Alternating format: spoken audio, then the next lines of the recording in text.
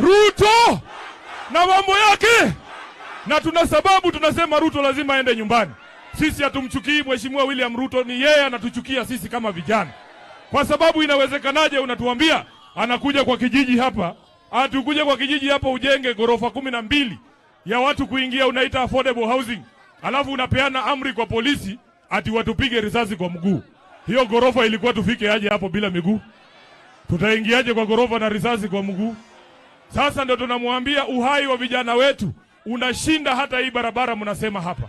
Ukiuliza watu wa Kiminini, ukiuliza wewe mzazi saa hii hapa, uchague kati ya barabara ya Brigedia ama watoto wako wawe hai waende shule wakuje kukuinua. Utachukua barabara ama mtoto? Mtoto ama barabara? Cha msingi zaidi ni kwamba tuwe katika nchi ya demokrasia, na mimi nawahakikishia vile unaona hii kikosi tuko hapa, kujenga barabara inaweza kutushinda, kujenga hospitali inaweza kutushinda, kujenga stadium, hata Moi alijenga stadium. Lakini ile kitu hatutafanya, hatutaua watoto wenu.